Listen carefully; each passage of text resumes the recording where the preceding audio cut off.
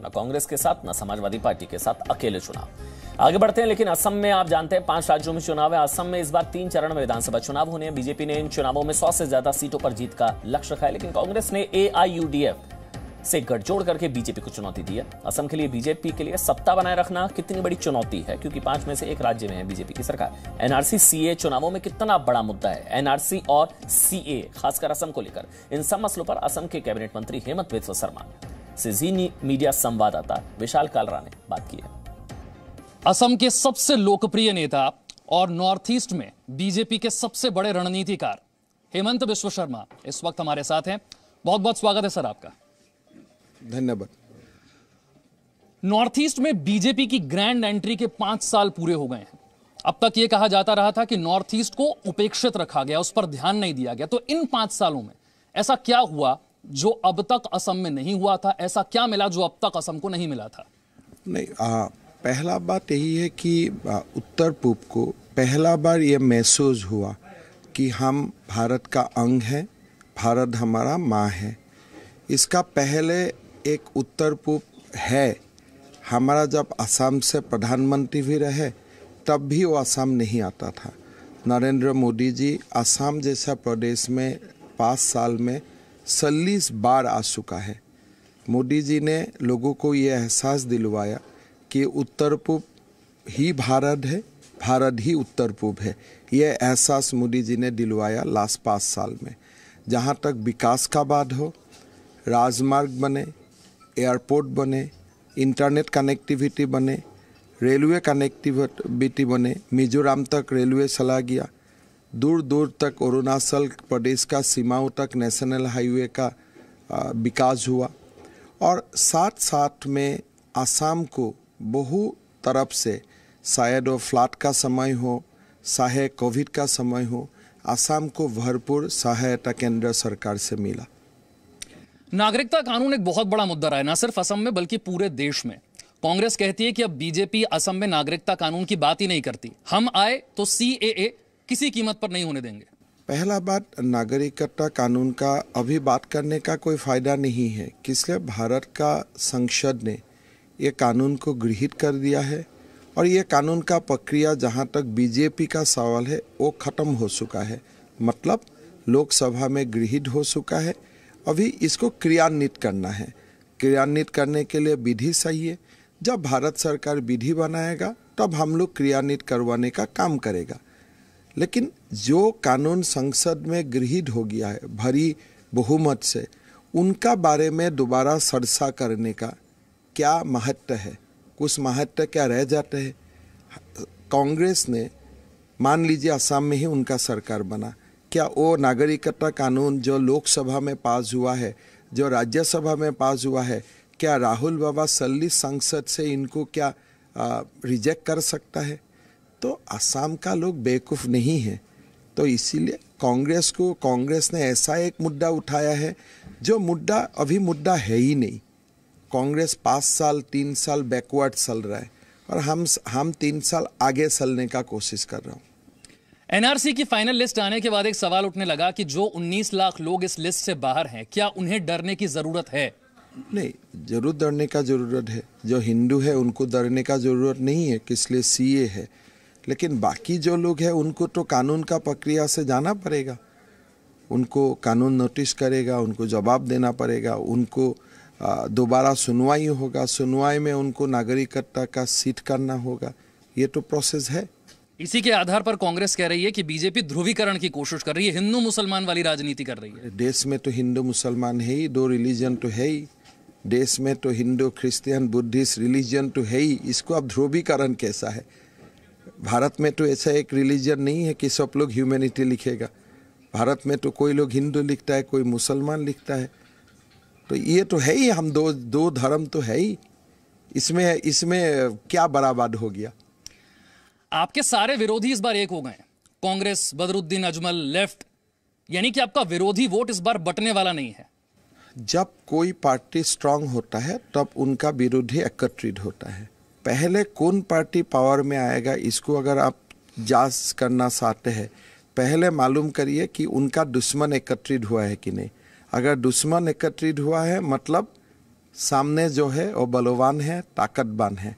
तो ये सारा लोग जो इकट्ठा हुआ है उससे ये प्रूव होता है कि बीजेपी एकमात्र शक्ति है जिसको अकेला हरवाने का संभव आज नहीं है। जहाँ तक एकत्रित होकर हरवाना है, मेरा लगता है वो भी उनका ऊपर बैकफायर ही होगा। कांग्रेस कह रही है कि 5 साल में रोजगार नहीं मिला, हम 5 लाख रोजगार देंगे, ये गारंटी देकर प्रियंका गांधी वाड्रा गई हैं। ये कोई गेंजी खरीदने वाला चीज नहीं है कि एक गेंजी खरीदने से 2 गेंजी फ्री मिलेगा। ये गारंटी क्या चीज है? विधानसभा लोकसभा का चुनाव का पहले आप मैनिफेस्टो देता है, आप अपना विजन देता है, आप आपका संकल्प लोगों को पढ़वाता है। ये गारंटी क्या होता है? ये गारंटी की मतलब आप मालिक है, मालिक गारंटी देता है। सो यही चिंता, यही सोच का हम लोग विरोधी है। जहाँ तक क्या रोजगार मिला लोग जानते हैं। अभी अभी लास्ट महीना में मैंने एक सभा में 40,000 नियुक्ति पत्र मतलब डिस्ट्रीब्यूट किया हूँ। जहाँ तक 5 लाख का वो लोग नौकरी देने का बाद है, मैं तो बोल रहा हूँ मैं 10 लाख कर रहा हूँ। पहला साल में ही मैं 1 लाख सरकारी रोजगार ही दे दूंगा। मेरा तो सब रेडी है। तो ये कांग्रेस का गारंटी असम का लोग नहीं मानेगा। जब 2016 का चुनाव हो रहा था, आपका सबसे बड़ा मुद्दा था कि घुसपैठ मुक्त बांग्लादेश से जो घुसपैठ होती है उससे पूरी तरह असम को मुक्त कर देंगे। इस बार जब अमित शाह आते हैं वो फिर से कहते हैं कि हम घुसपैठ मुक्त करेंगे। तो 5 साल में कितना काम हुआ इस पर? घुसपैठ तो बंद हो गया असम में। अभी कोई नया घुसपैठ नहीं है। अमित शाह अभी आके बोल रहा है कि हम असम को नया घुसपैठ से मुक्त किया, अभी हम असम को बाढ़ से मुक्त करूंगा। जहां तक घुसपैठ को बाहर निकालना है वो प्रोसेस है, लेकिन जहां तक और घुसपैठ आने का बाद है, अभी सीमांत पूरी तरफ सुरक्षित हो गया है। अभी कोई बांग्लादेश से नया रूप से भारत में नहीं आते हैं। या भारत सरकार का डाटा भी दे सकता है, सेंसस का डाटा भी वो सीट करता है कि अभी नया बांग्लादेशी नहीं आता है। लास्ट 5 साल में ये बहुत ही मिनिमाइज हो गया है।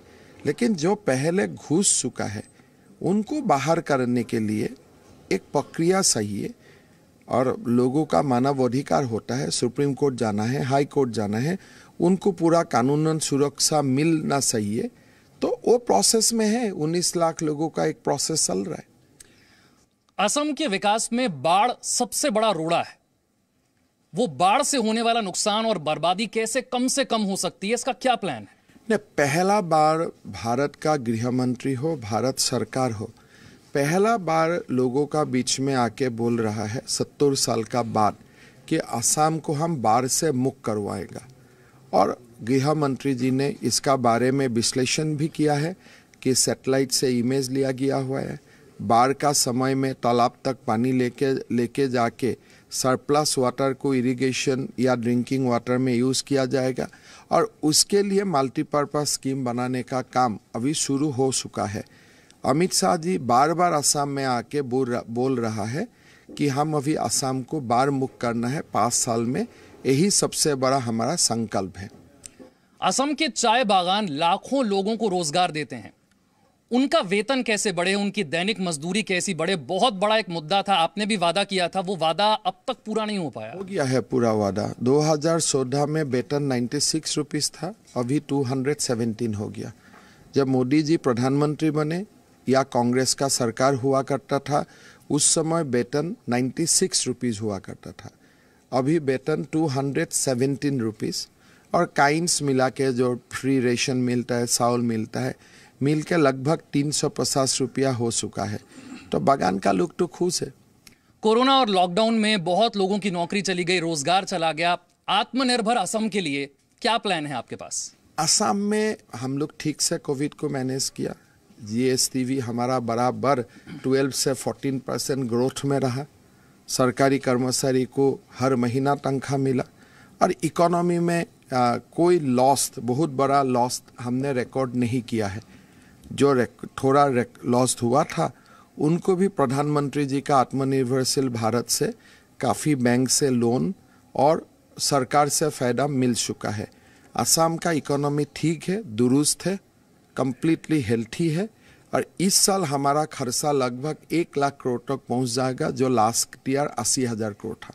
चाहे असम में सरकार बनाने की बात हो या फिर नॉर्थ ईस्ट में बीजेपी की जिस तरह से एंट्री हुई है, आपका रोल सबसे बड़ा माना जाता है। तो फिर सवाल उठता है कि आप मुख्यमंत्री क्यों नहीं? ऐसा नहीं होता है। पॉलिटिकल पार्टी में कोई कंट्रीब्यूट करे इसके लिए उनको प्रधानमंत्री मुख्यमंत्री बनाए दिया जाए, ऐसा चीज़ नहीं होता है। लेन देन का बात नहीं होता है। हम कार्यकर्ता है, कार्यकर्ता का रूप से काम करना मेरा धर्म है और मुझको कुछ मिलना चाहिए नहीं मिलना चाहिए ये भी डिसाइड करने का जिम्मेदारी मेरा ऊपर नहीं होता है, ये पार्टी का ऊपर होता है। आंदोलन कर रहे किसान अब कह रहे हैं कि जहां जहां चुनाव होगा हम वहां वहां जाएंगे और लोगों को बताएंगे कि किसान के लिए जो कानून बनाए गए वो ठीक नहीं है। यहाँ तो हम एमएसपी गारंटीड हो गया है, लोग एमएसपी में मिल रहा है, एमएसपी डबल हो चुका है। तो ये जो कृषक का मूवमेंट है ये धीरे धीरे पॉलिटिकल बनते जा रहा है। अगर ये लोग चुनाव में घुसता है तो हम भी बोलना पड़ेगा, भाई आप लोग तो राजनीति कर रहे हैं, अभी आप कहाँ कृषक हो गया है, आप भी तो पॉलिटिकल पार्टी ही हो गया। तो आगे जाके रजिस्टर भी कर लीजिए इलेक्शन कमीशन में और एक बार लड़ भी लीजिए। Presenting B News app available on Google Play and App Store. Download it now.